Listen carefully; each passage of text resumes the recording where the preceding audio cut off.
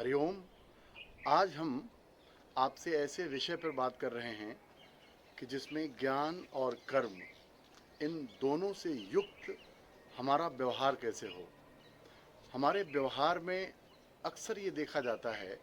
कि या तो हम ज्ञान से युक्त होकर के कोई कार्य करने की तरफ प्रेरित होते हैं, और या फिर कर्म का संतुलन, ज्ञान और कर्म का संतुलन व्यवहार में नहीं हो पाता, जिसके वजह से जो परिणाम प्राप्त होता है वह परिणाम संतोषजनक नहीं होता, या वो परिणाम हमें कभी सुखी नहीं कर पाता। हमेशा हम कहीं न कहीं असंतोष, दुख और अपूर्णता का अनुभव करते हैं, क्योंकि योग वासिष्ठ में ज्ञान और कर्म को लेकर के प्रश्न किया गया है कि इन दोनों में महत्वपूर्ण क्या है,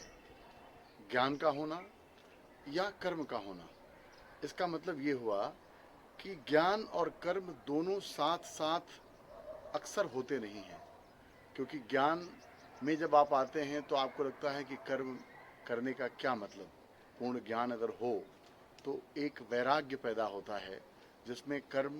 का औचित्य या कर्म की प्रासंगिकता हमारे जीवन से लगभग समाप्त सी होने लगती है और करने योग्य कुछ दिखाई नहीं देता। और जो लोग कर्म के मार्ग पर लगे हैं वो हमेशा फल से आसक्त होकर के कर्म करते हैं, और ऐसे में कर्म बंधन बन जाता है, कर्म पीछे छूट जाता है और मुख्य कार्य हो जाता है फल का आकर्षण। और फल का आकर्षण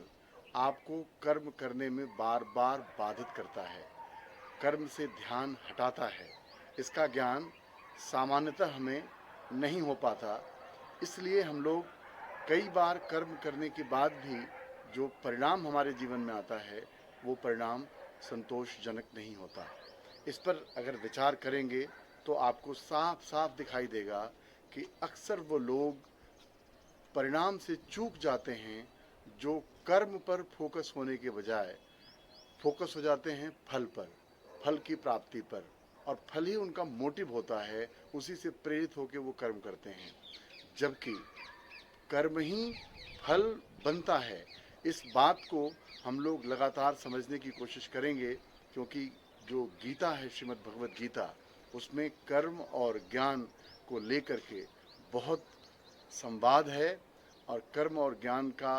व्यवहार में संतुलन न होने की वजह से मनुष्य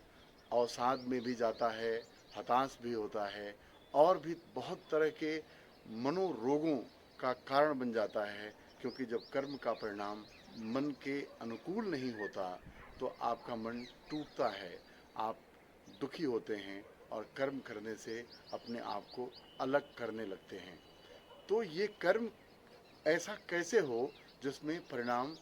आपके मन के अनुकूल हो, तो इसके लिए ज्ञान और कर्म दोनों का समन्वय आवश्यक है। योग वासिष्ठ में कहा गया है कि ज्ञान से और कर्म से अकेले मुक्ति नहीं हो सकती, यानी मुक्ति तभी हो सकती है जब ज्ञान और कर्म ऐसे प्रयोग में लाए जाएं जीवन में, जैसे पक्षी दो पंखों के सहारे उड़ता है, ऐसे ही मनुष्य ज्ञान और कर्म के द्वारा मोक्ष को प्राप्त करता है। मोक्ष का मतलब होता है इच्छाओं से मुक्ति, यानी आपकी इच्छाओं की पूर्णता के बाद ही आप इच्छाओं से मुक्त होते हैं, और ये पूर्णता आती तब है जब आपके व्यवहार में ज्ञान और कर्म दोनों का समन्वय हो। तो इसलिए जब भी कर्म करें ज्ञान से युक्त होकर करें, और जब भी ज्ञान आपको हो तो वो कर्म से युक्त होना चाहिए, नहीं तो जीवन असंतोष या जीवन का जो संतुलन है वो बिगड़ जाएगा और आप दुख का ही परिणाम में सामना करेंगे।